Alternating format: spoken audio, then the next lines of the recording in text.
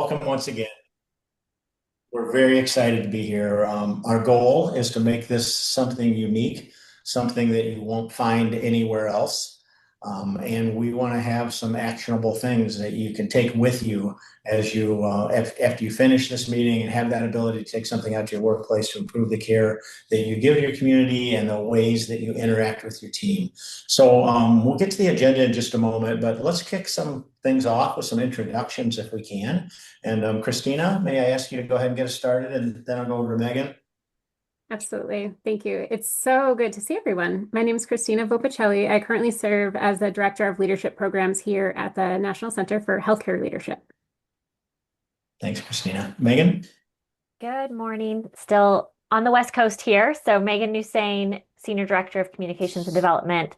I've been with NCHL for about 5.5 years, and I am super excited about this council and because I have a passion for Medicaid populations, rural populations, and generally that target group. So excited. Thanks, Megan. Well, for our leaders on the call, if you could tell us a little bit about yourself and your journey to where you are and your organization. This is the first time that some of us have met, so I think it's a great opportunity for us to learn a little bit about who's on the call. Kate, may I ask you to get us started? Sure.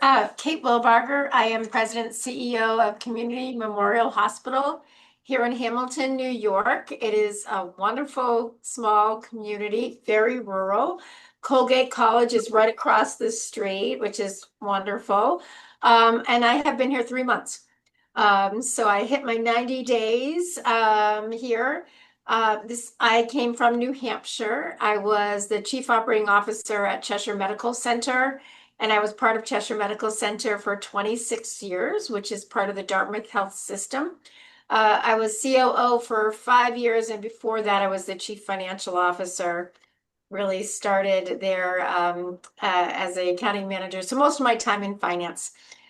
Really enjoying my time here. I like Megan. I love rural healthcare. Have a passion for that. New Hampshire, New York. It's all very, very similar, with similar challenges for sure, and just some really great people here in the organization and the community. So having a great time. I've told Dave I'm not bored at all, but loving walking in here every single day and really looking forward to meeting you all and working with you. Thank you, Kate. Is there something about that first 90 days in your first CEO role that surprised you? Yeah, actually, in a good way.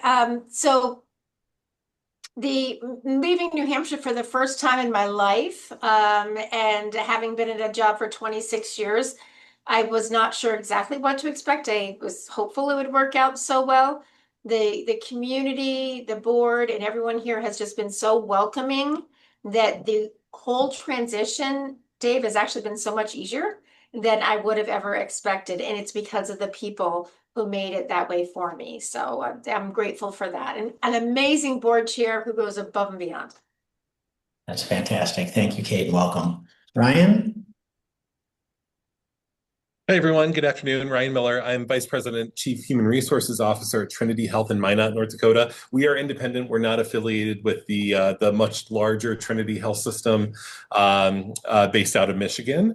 But I have been here for about 20 months now. I relocated from a small rural town that Dave is very familiar with, Dixon, Illinois. I actually had a chance to serve on Dave's leadership team. Rob, you and I have met at Small and Rural at IHA a few years back as well. So very, very excited to be here, passionate about rural healthcare. Minot is a very interesting, very rural community. We serve a region the size of the state of Ohio with about 200,000 residents here. So lots of land mass that we work with. So excited to be a part of this group. Ryan, I'm very excited to have you. It's so much fun to work with you again. Ryan and I worked together for many years at KSB Hospital, and I get to go see you in a couple of weeks. We're excited about that. Yeah, I'm excited as well. Thank you. Rob? Rob Schmidt. I'm CEO at Gibson Area Hospital in Gibson City, Illinois. Gibson City is a town of about 3,500 people. We are a critical access hospital, standalone, independent, 501c3. We are currently the fifth largest critical access hospital in the country by revenue. We serve 8 different counties. population of about 60,000 people, and that doesn't count two large communities that are near us. Champaign and Bloomington are each about 100,000, and they're each within 30 miles of us. They both have large systems in them, but we compete very well with them based on customer service and quality. So we are standalone till the end, and glad to be part of the group. Rob and I grew up together. I think it's safe to say, Rob, in the Illinois Hospital Association space, I think we became CEOs pretty much at the same time. And it felt like we were either on every committee together or one of us was following the other one on the committee. So Right. I know you have a tremendous amount of expertise that you bring to this panel, and I'm really grateful for you joining us. Welcome. Glad to have you here. Thank you. Jim?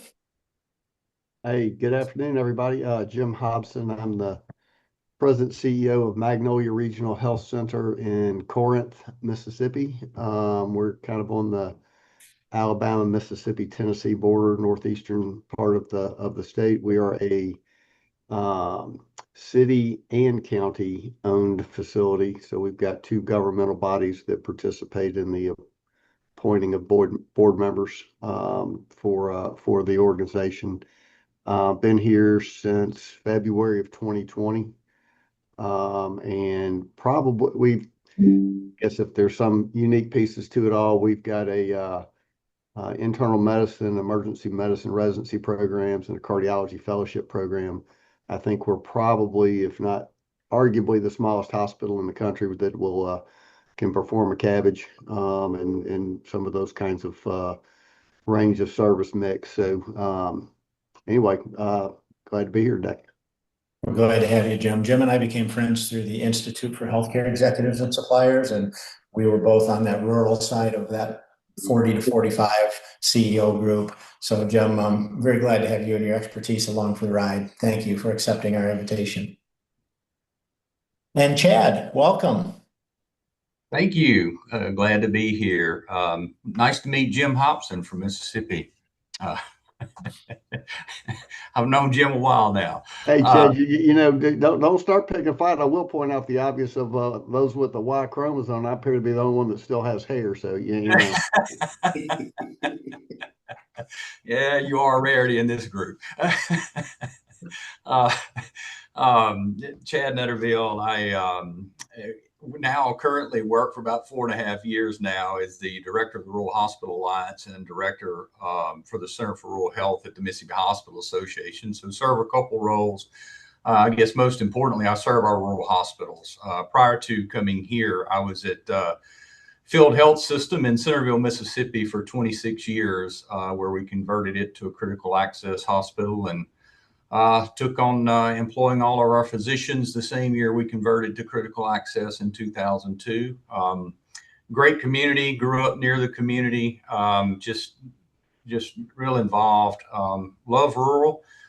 Just reached a point that I felt like it was time for a change, and this opportunity presented itself. And obviously, being member of both organizations, knew everybody that I'd be working with, and just really wanted the opportunity to help other communities, not just mine. I was very fortunate to do some great work, had a great team, and did some great work in our rural communities, and just want to share and help the others that I can help. I guess, interestingly, for those of you that know Brock Slaybot at the National Rural Health Association, Brock and I worked together for about 12 years at Field. Well, welcome, Chad. And Jim, Chad and I were introduced by Lee McCall. Yes. And Chad brought me down to do a presentation for his Mississippi group. And then we actually had a second run around in New Orleans just a few weeks ago. So Chad, you bring a unique voice, and I love having a professional from the association space that's in our group. So we're really glad to have you here. Chad was a last minute addition. He came to us yesterday. So we're excited about that. We also had another member of our team join. Malia, would you like to do a quick introduction and welcome? Yeah, thank you. I was helping us wrap up our summer workshop that just finished. My name is Molly Nellums. I'm the program coordinator of leadership programs here at NCHL. I've been here for about 2.5 years, steering the National Council on Administrative Fellowships, and I'm based down here in Houston. Happy to be here. All right, let's go ahead and go to the next slide, and we'll take a quick look at the agenda. I do have a quick exercise that I would like to invite you to take a part in. Ryan starts giggling already when we lead off the council with appreciative inquiry, but that's kind of the way I'm wired, and I think that will give us an opportunity to talk about some of the things of how we'll form this council. If you could go back for just 1 second, let's look at the agenda quickly, just so you know what we have coming up. Following that, we want to spend just a couple of minutes on that. We want to talk about the purpose of the council and the format, the expectations. We want to make sure that we get what you want. This is your council. We're facilitating it. We also want to share with you the invitation that you have as a member of this council to participate in other activities through the National Center for Healthcare Leadership. Christina and Malia lead those for us. And I think you're going to find tremendous benefit and value in that.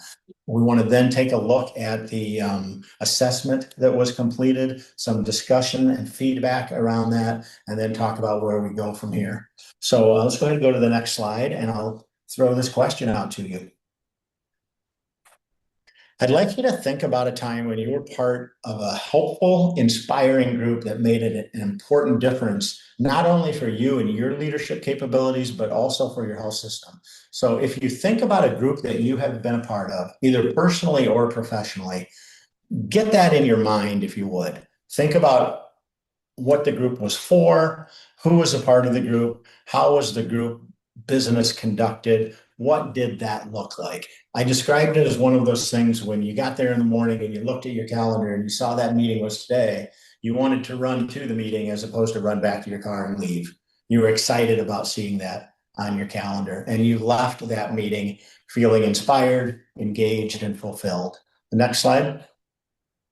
So let me throw that out to the group, and we're small enough that we can be pretty informal. I think just shouting it out is okay. But take a look at these three buckets, if you would, and tell me a little bit about what that group was like and why it was the group that you picked for this exercise.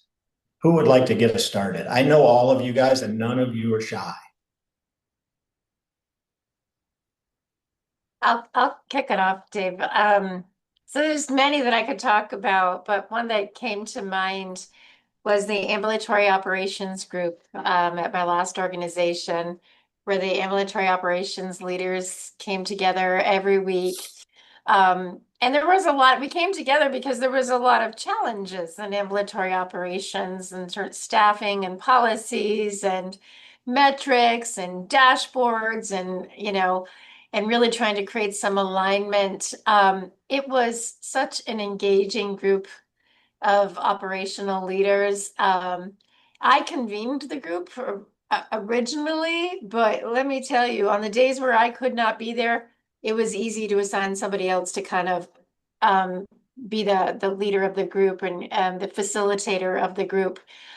Because they were such smart people. They all wanted to be there. It was one of those meetings where people were not on their phone, they were not on their computers, and they were working together. So there was a alignment with why we were there and wanting to learn from each other across the organization. And so I used to tell them all the time, this is my favorite meeting. I love coming here. You guys make me so happy, because they were brilliant. They were brilliant people, and they were just highly engaged. So when I left Cheshire, it was so easy to just totally hand it off for one of the other senior leaders to facilitate, because they're in such a good place. And Kate, did the group get results? Oh, yes, absolutely. So created standardized dashboards across all of ambulatory with the input of providers as well. So it wasn't just created by administration and pushed out. So that was one of the things, and just really creating some standard policies, procedures, so that people could cross departments, things like that. So absolutely very effective. Thank you, Kate. Any other thoughts? Any other group that you were thinking of? So Dave, I'll just mention the group that I've been most proud to be a part of, and a couple of times over my 23 years here, is the Illinois Hospital Association Board of Directors. I know you've been on that board as well, and the great work that they do in the state of Illinois, and that board's made up of large systems, educational medical centers, and small and rural hospitals, and that group working together to help form and shape policy in Illinois and really protect healthcare has been a great enjoyment for me. I do enjoy all those meetings. I feel like I'm informed on the inside of what's going on in Springfield, things like that. And that's really been a great honor for me to be on that board. Thanks, Rob. Can I dive into that just a little bit? Sure. We have a mutual friend and the president and CEO of the Illinois Hospital Association, AJ Wilhelmi. What is it about AJ that you think makes your presence on that board so valuable and effective, Rob? I feel like AJ listens to me. I feel like I have input as a standalone critical access hospital, not getting shut out by the big systems and the academic medical centers who have maybe a bigger voice or bigger situation. And so I really feel that AJ genuinely takes my individual concerns to heart, and I have a voice there at the board meeting. Okay. And they give results, right? They do. They get results. And I share that with my board, with my management team. I talk about the successes we have and say, some of these things don't happen unless the IHA is involved. And so that's why I'm involved.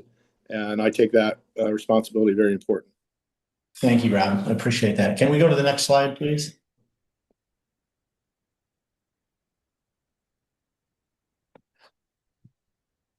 So some of the questions I'd like to dig into here is how do we transfer some of those skills that you have to this group? So we're still at that point where this is aspirational, right? This is the group that we build. And so my question here is really about that idea of what is it about you that you bring to the group that makes that group successful? What have you seen in your colleagues in some of those groups that you just love to see that present at the table for the important discussions? And then finally, on behalf of the organization that sponsored those meetings, what was that secret sauce to make that a little bit special? Any thoughts from the group on any of those? So either you, the other people in the group, or the sponsoring organization.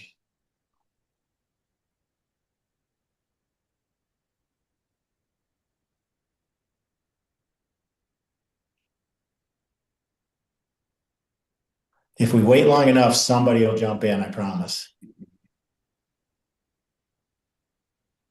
I think that we eventually created some trust that it wasn't there automatically in the beginning. And I think people being vulnerable, others in the group being vulnerable to share, hey, I need help with this. Or actually, I don't have the answer to this. Can you help me? I think creating that vulnerability helped to create the trust that helped to create the openness going forward. Great. Thanks, Kate.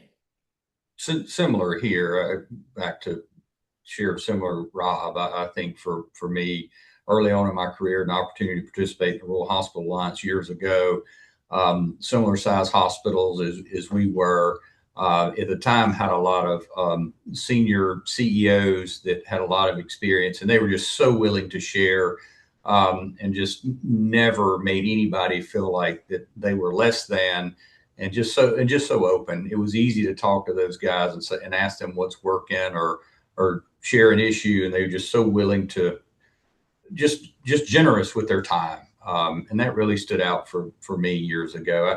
I think locally on a local level, in field where I work, my administrative group was an awesome team. And created an opportunity for people to come together on a weekly basis for us to share and kick the week off or end the week on some notes. But building trust with that group to where they felt comfortable being open with their fellow C-suite peers, but more importantly, me as the CEO administrator, to where they felt comfortable to come in and let me know what's working without feeling intimidated or worried about repercussions of shooting the CEO straight. And over time, we developed a wonderful group that had a lot of candor and trust with each other. Okay, thanks, Jen. Before I turn things over to Christina, I'd just like to ask each of you one more question. If you could give our NCHL team one piece of advice about how we can make this a valuable group for you, what would that piece of advice be? And we can just quickly go around the room if you would. Just one thought of make sure you do this. Summary follow-up after these meetings, which I'm sure it's being recorded. So I'm just, there's so many things that are happening in conversations, and that summary takeaway would be great. Thanks, Kate. I'm gonna call on people if you don't mind, but I would say also include the contact information of all of us in this group so that we can reach out outside of these kind of meetings in case we have questions or follow up that we want to in order to work better with each other. oh, that's a great idea. Thank you, Rob. Dave, I'd encourage your team to challenge us as well to tackle the tough questions that, maybe are uncomfortable for all of us, but we're all experiencing those. Okay. So we can have your permission to dive into those difficult things. If they were easy, we wouldn't need a group to talk about them, right, Ryan? Thank you. Anybody else? Okay, thank you for that. With that, Christina, I'm going to turn it over to you. Thanks, David. Thanks, everyone. So sharing from what we heard from the discovery calls over the course of the summer, each of our LENS councils, our Leadership Excellence Networks councils, has a purpose statement. It's written, it's agreed upon by the group, it's shared on the agendas. It helps us, kind of inspires us to why we are convening. It also helps communicate with potential members about why we meet. And so sharing from what we heard from this summer about what the purpose of the council is and just sharing it here. And this could be potentially our first decision to make, but or rather consensus, to come to consensus.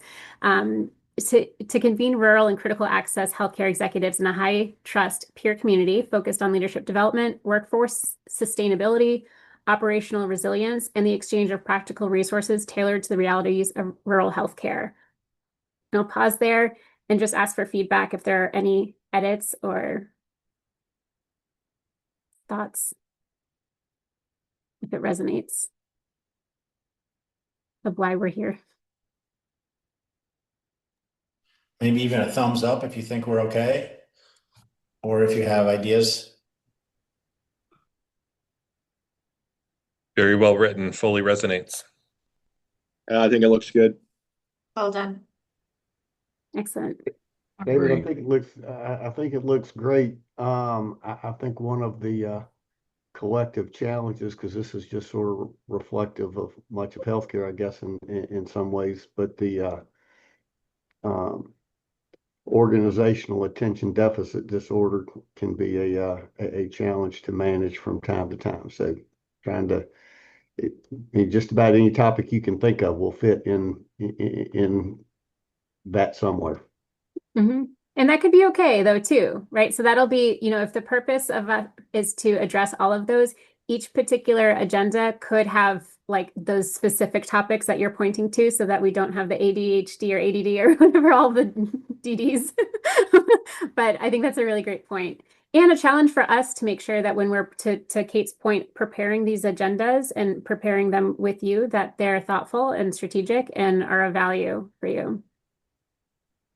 Christina, might that potentially be captured in saying practical and sustainable resources? So I agree with Jim. There is a lot of flavor of the day, so to bring resources to the table that we can implement and fully sustain is important. That's excellent. Thank you. We have so many idioms that just came out of that conversation. That's great. Okay, thank you. We can always come back to it, but it's a good, certainly a good starting point. I'm glad to come to consensus. Yay, we made our first decision together. And Christina, this might be our title slide for future meetings. I think it's a good idea to come back and be grounded in what that purpose is. Yeah. Thanks, David. The two images that you see on the slide here, on LinkedIn, there was a post that was shared about, announcing the council. So just want to make sure, and part of our resources at the end, we'll make sure that you have the link to our LinkedIn. We do a lot of communication on using that social media platform. We do a lot on our, through email and our member platform, things like this, but it's a really great tool and we love highlighting our members. And so I do want to call out that if there's a good story to tell, if you're proud of a certain, recognition or community accomplishment where your organizations played a really important role, please let us know because we want to shine the biggest spotlight on it and congratulate you and share that on our social media platform and beyond.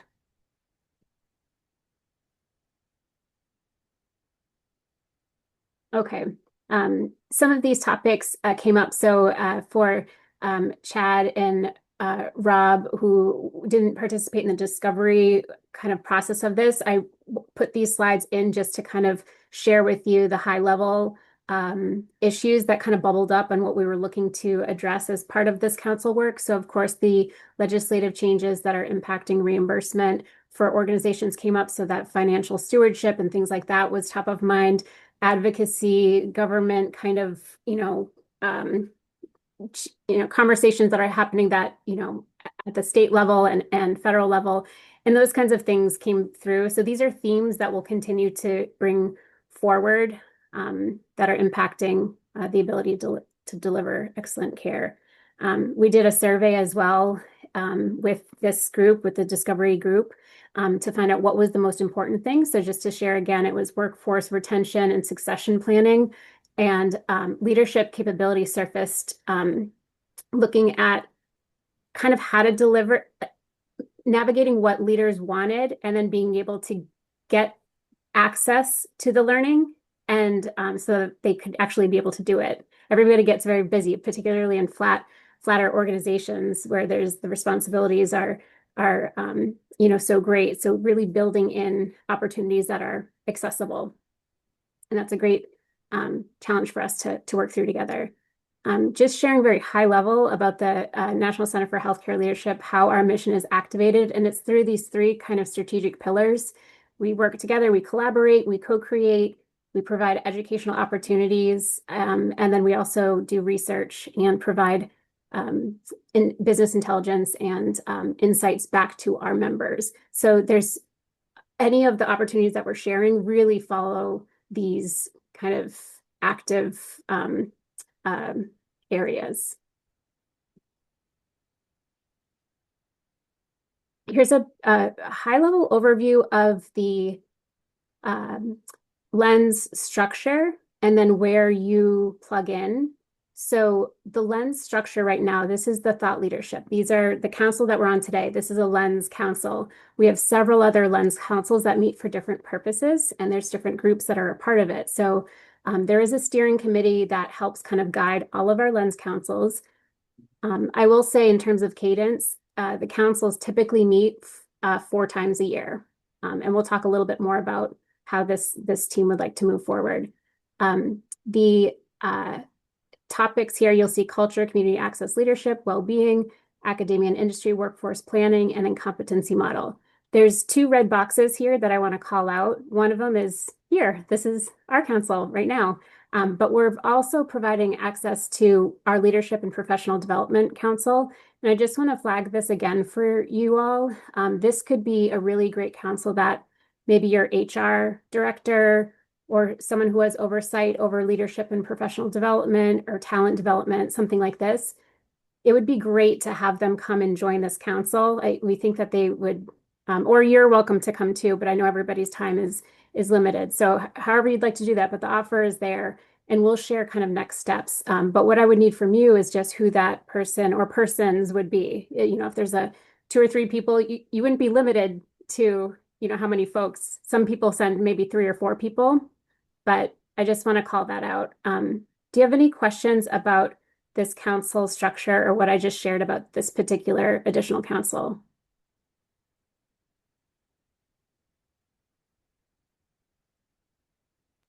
Christina, would it be helpful to maybe give a little quick overview about the last 1 or 2 topics that the Leadership and Professional Development Council have taken on? And the reason I ask that is to give the members a little bit of an idea of how the council structure works and some of the secret sauce to getting results that you've been achieving. Yes, so I know this is recorded, and having 3 kids, I can't say I have a favorite. They're a very active group. They are a very active group. They do a lot of really great work. They've done 2, they did 2 learning labs this year. And the folks that are on this call are either, VP of Talent and Development, Organizational Development, It's typically that senior director or kind of VP role that's there, but we do have someone who's like a consultant. They're like, well, in their role, it's a learning and development consultant, but they still work for, they're an employee of the organization. But they have been looking at things like leadership learning design. So how do they actually structure the leadership development programming within the organization? That was a recent Learning Lab topic. And we had 2 hospitals present out on how they do that. Like, how do they even build courses? Are they live? Are they e-learning on the computer? Is it hybrid? Is it 90 days? Is it a year? Like, how do you actually determine how much and how often and who gets what? Very complicated. Depends on really so many different factors. And we had 2 healthcare systems present out on how they did it and some of the measures that they were seeing. But then also, Kate, to your point, there was like, but we haven't solved this problem and we're still looking at this. Does anybody have any ideas? So it was a really great conversation after. The other topic to share, David, at the beginning of the year, it was very specific on that like new leader to the organization. So you've just hired or promoted someone into a people leader role. And how do you train them specifically? Like, how do you do leadership and management, like training for them? So very like specific topic. And Christina, what's the process of plugging in? So if Kate has somebody that she wants to be on the Leadership and Professional Development Council, how does she do that? Yeah, send me an email. Let me know who it is and their email address, and then I can reach out to them. We'll create a profile for them in the system, and then we will include them on upcoming council meeting invites so that they have it. And we'd certainly recommend it, 1, but 2 would be great just because things happen and sometimes there are conflicts. And if someone from your organization can't come, at least somebody else could represent because there's only 2 more meetings left for the rest of the year. Okay. Any other thoughts or questions on this slide? Okay. Okay. A lot of text on this slide, but what we're looking at here is all the different opportunities to engage throughout the year. So there are a lot of benefits that we want to make sure that you have awareness of so that when you hear it or you see it, you know how you could benefit from it. So the councils and work groups we just talked about, the learning labs come up really ad hoc. Right now, we don't have any others that are planned, but we had 6 this year. So those kind of come up. Councils will, who knows, maybe this council says we want to do a learning lab and we develop a learning lab together. That's really what happens is the councils meet and they decide that they want to work through a problem kind of together. They have some expertise that they want to share, but they really want to workshop something. So that's really what the learning lab is. Christine, if I could add on that, if we can help to bring in subject matter experts on the topic that you're interested in, that's part of what is included with that. So you come up with the idea, we work with you to find out who the best in class resource is. Exactly. Usually those have been about an hour. So, the expert will present for about a half an hour, and then there's a good half an hour of Q&A, and then resources that follow are the recording and a share back document. So kind of like a tip sheet or job aid or kind of a review of everything. So you have something in your hand. The mentorship mastermind will be wrapping up for this year next week. This is an awesome opportunity for early careerists. So folks in your organization who are just getting started up to about 5 years. This is an application-based program. We had 36 participants in this first cohort, and we had 72 applicants. And so we were really thrilled that there was that much interest in this, but we really, in terms of the size, we couldn't have it be really larger than 36. It's kind of a group cohort of mentoring, like group mentoring, and it was phenomenal. We were able to bring in 5 experts, David, to your point, on very specific topics that the applicants said that they wanted to deepen their knowledge of. So for an example, executive presence, strategic decision making, leading a diverse workplace, like kind of very specific. But we had awesome speakers who led an hour talk with a group of early careerists, and we were very delighted at how it went. So much so, our goal will be to do this twice a year. So we'll share applications for that in the fall, and would love for you, really, it would just be either you could identify someone in your organization that you think is like a high potential and could in that kind of new band of leadership, like just getting started, still wet behind the ears, like, 0 to 5 years experience that could benefit from it and have them apply.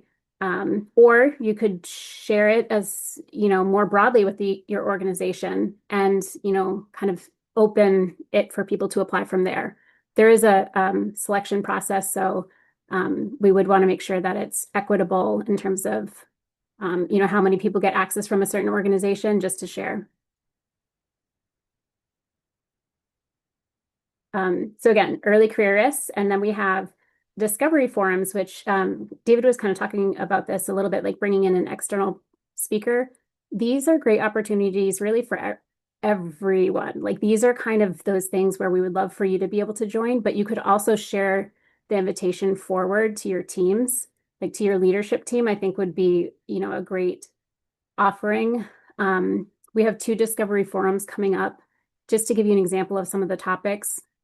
One is we've got the chief nursing executive of the Joint Commission, Kevin Grubbs. He's going to do a talk with us about leading a tech-enabled workforce. And so he'll do an hour webinar with us. So you can have your camera down, you could be having your lunch, you could, right? But it's just a good learning opportunity. And that would be kind of, just, I think, really great for, like I said, like your either leadership team or, folks to join. Then another, we're having a lawyer who's going to come and talk to us about kind of the compliance part of AI and contracts and things like this. So she's doing a talk, just to give you an idea of those kind of talks. We just wrapped up our second workshop for the year. And so this was feedback that we got from our members last year about certain topics that they wanted. Emotional intelligence and personal branding came up. So we developed training with external consultants and offered our members seats to join. So it was kind of limited capacity. And again, like a great opportunity in the summer next year when we do this again, we'll share with you information about it, but then you can offer it to your teams to join these workshops. And then of course the summit. We'll share the link so that you have it, but in Chicago on November 16th and 17th, we have the Leadership Summit, and I'll be thanking Malia for creating the access codes for us. I'll follow up with everyone on the call with your complimentary access code. So it's a free registration code that is unique for you to use, and we'll give you instructions on how to redeem that, but we'd love to see you in November. Rob, did I understand that you registered for that event already? Is that what you told me? Yes. So if we need to get that back to Yeah. you, if you did a paid registration, we'll take care of you on that. I don't know that I had to pay. Okay, good. Yeah. Okay, good. Okay. Oh yeah, I think yours was the only code that I had figured out already. That's right. Yeah, thank you. Yeah, you're welcome. No problem. And thanks for doing that so quickly. That's great. Just a few more things just to share. Again, we talked about the summit. In about 2 weeks, we've got our other side of the house, the U.S. Cooperative for International Patient Programs, has an in-person convening. So really 2 times a year we meet in person. The rest of it is done virtually. I shared with you about the discovery forums that are coming up. We'll make sure you get the links for that. Our competency model we're very excited about. We'll be sharing that, the refresh in Chicago, but there's like a lot more to come with this. We're going to be working on really the tools and practical, sustainable, right? Tools, Ryan, to help you be successful in developing leadership, developing your leaders. So a lot more to come on this, and we're very pleased with kind of this first phase and launch of this model. And yep, and then we've got a benchmarking opportunity as well. I'll send you some information about that, but it would be new for this year. Basically sharing information about leadership programs within your organization and then tying it to outcomes, and it will help you kind of benchmark nationally. Okay, I sent invites to everyone already for, let's see, actually, no, we need to, we need to make a kind of a decision here, and maybe this is a good opportunity to pause. It is August. I'm reminding myself, with the kids going back to school, the last 3 weeks have been a little wild over here, so I'm just reminding myself it's still August, but September will be here very soon. In talking with Megan and David about kind of a cadence for this group for meeting, just because we're getting going, we'd recommend meeting monthly just so that we can kind of build momentum. And then what that would look like is September, October, December, and then we can kind of discuss if we'd like to continue meeting monthly or bi-monthly or quarterly, like the other Lens councils convene. How does that feel to all of you? Is that a commitment that feels okay between now and the end of the year? And then we can make a decision in December about 2027? Makes sense to me. Everybody okay with that? Yeah, that works. And this day of the month, like the last Thursday, is a pretty good day. Last Thursday, okay. Is that a green light from everybody on that as well, at least to try to set it up that way? Okay. Good to hear. That's really super helpful. Thank you. That's great. Thank you. Ryan, it's going to be snowing by the September meeting in North Dakota, so you don't have to worry about leaving on early. It just melted last week, Dave. So I'd like to share the council survey. It should have come in the email that came out to you, but I'm going to put it in the chat now, and then I'm going to pull it over here. Just to review, this is sort of like a first project that we were discussing. This is an opportunity for, this came out of the discovery calls over the course of the summer. And the ask for NCHL was to develop a learning needs assessment that potentially you all could use and share the survey within your organizations. And it's a 10-question survey. And the goal would be to understand the leadership, the learning needs. It's a really kind of a gap analysis of sorts of what leaders are looking for and how they would like to receive that learning. It's something that we can facilitate through Qualtrics. This is a draft to share, and then we can really talk a lot more about it. But I just we wanted to make good on the commitment that we had shared this summer to this group about offering this as a supporting tool for you. So we'd love to get your feedback on if that is something you'd be willing to distribute out to your team members. We can make that pretty easy, I think, Christina, as far as the technical piece of getting it to you and then having you send that out. Just to review some of the topics, we look at the role, like what your current role is. Are you, individual contributor, team lead, manager, director, executive, or physician? And then what skills or areas of development would be most helpful to you in your current role? And we asked them to select 5. And so this would help us understand like which behaviors that they're looking to deepen their competence in. And then thinking about the areas that you selected, how confident do you currently feel in your ability in each? So not quite confident, somewhat, very confident, those kinds of things. So that's a matrix scale. And I'm going to go back up. I just want to kind of show you where it's going to go. What makes it hardest for you to participate in professional development? Lack of protected time, staffing, work schedule, offerings are relevant, cost, travel, leader support. What learning approaches would help you most easily learn and apply something new?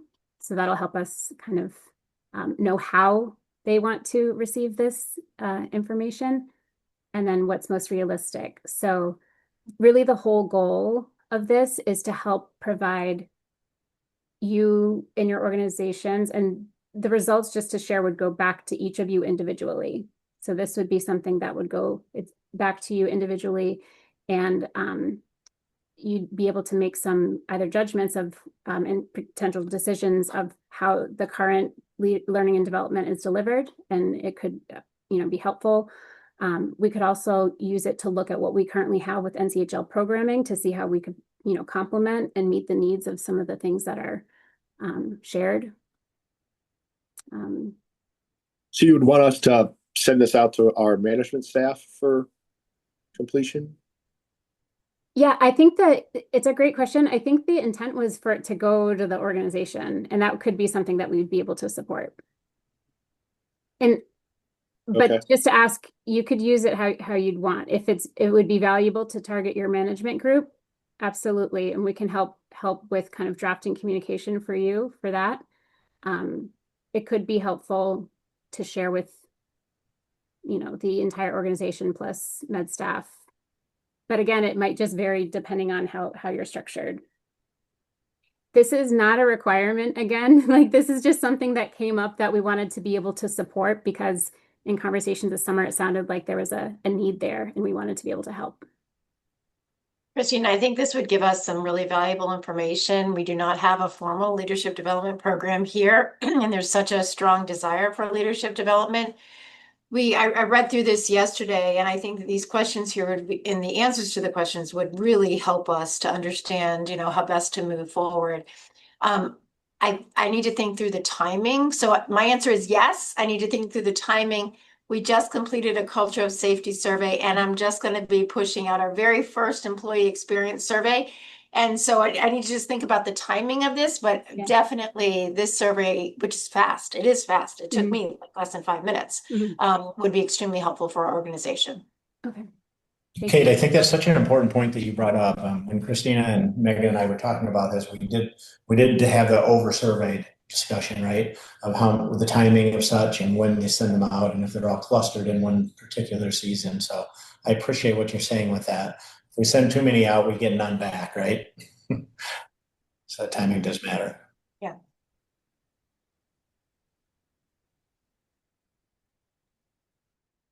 Are there any questions about what this survey, how this survey could help, or if there's an interest? It sounds like Kate's interested. Noted. Rob sounds interested. Christine, I'd be interested as well. I think specifically for anyone in a people leader capacity, so probably that supervisor and above, not just the core leadership team, but our full leader group.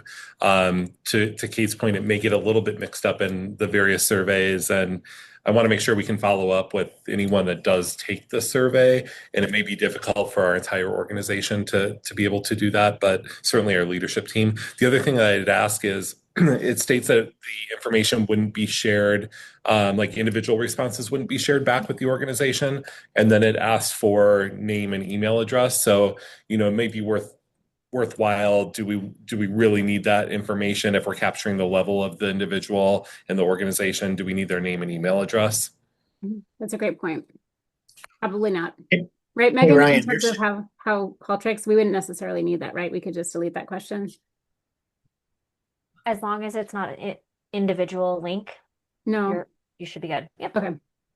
That's good. Ryan, this is just an off the cuff thought, but if we were able to do the survey quickly enough, we could review the results when I come out and visit with your leadership team. Yeah, absolutely. That might be a nice fit. Mm-hmm. Okay, that sounds good. All right, Ryan, I'll be reaching out to you after. Thank you. Any other thoughts, Jim or Chad? Any questions about this? Well, obvious big question for me and my organization. This looks great for those individuals. I was just kind of thinking, what role does my organization play in this, and how can I help? I guess is the other thing. I mean, all I could do, have the capabilities doing, is would be to push something out like this to my individual members, which are hospitals, which you already have here. So, if that's something you're interested in, I probably got a couple that would probably respond to something like this. But you've got one of our better members already here with a wink. Thank you. Yeah, we do, and we're just completing another. It's somewhere between employee experience engagement survey and some of those. We're kind of in the middle of one of those right now. That is hopefully intended to get to some of this from a leadership perspective. So again, it's great information. It looks like a nice tool. Just trying to get my human resources leadership involved in some of this framework of what's additive and what's duplicative, and how do we not over survey ourselves. But I think it's a great tool. I mean, I certainly think it's going to be able to answer some key questions and give some direction. Seems like, and it's quick. Like I've kind of been quick through it myself, and it doesn't take long. And I don't know. Anyway. So those are my thoughts, Dave. So what I heard was we can use Ryan as a guinea pig and see what works, and maybe help also with messaging too, because I'm sure that there'll be some things that we'll try to anticipate on how to message this clearly, but then probably things that we'll learn along the way, like often. So, okay, well, thank you. Thank you all for sharing. I'm gonna kind of stop sharing here because that's the end of that discussion, but really we wanted to plan for kind of the kind of what's to come ahead. There are several topics that kind of came up about workforce, finance, quality, technology, policy. All of those things were still kind of top of mind. And perhaps before our September meeting, we could get some feedback from you all to understand what your current priorities are. That would help us with identifying, like David said, in terms of bringing in folks, like if there's particular topics that are most important to this group, then we would start with that, just as a suggestion. But I know we're going to start to wind down. I'll hand it over to you, David. Okay, no, I appreciate that, Christina. I was also thinking about undoubtedly some of you have people on your own teams that are subject matter experts in something that you would like to share with the group. If you have a developed best practice, I think it'd be really helpful for the rest of the group to hear about that. Something you're really proud of that makes you exceptional. That's worthy of an hour of your time. So give that some thought if you would. Chad, I would invite you to bring in a member. If you have someone from your Rural Health Council that you think is really providing some unique, valuable ideas for their community, we'd love to be able to involve them in one of these meetings. So the door is wide open, and we'll do whatever amount of the heavy lifting that you would like us to do. We would really appreciate your ideas around those tight topics. And Jim, I think you had a great point when you said that attention deficit piece, right? We have to keep them relatively tight because we really want it to be something that you can hear and go and implement in your organization that next week.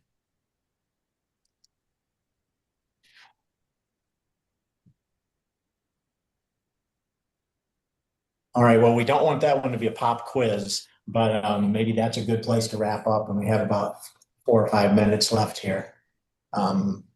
Anything else, Christina, or Megan, Malia, that you wanted to point out? The one other ask that I would have is if you have colleagues that you would like to have consider joining our group, we would welcome that. But you can do that just through an email to me, and I'm happy to reach out to them. We think that perfect size is probably in that 8 to 10 health leaders, kind of somewhere around there. That allows us to get through a lot of great material without getting too big and having silent members in the room. So if you have some colleagues that you would like to have join this group, please reach out to me. And again, I'm just so very grateful for all of you being a part of this. It's a passion of mine. It was something that I don't think the National Center for Healthcare Leadership is doing today. And now we can't say that tomorrow. Now we are, right, Megan?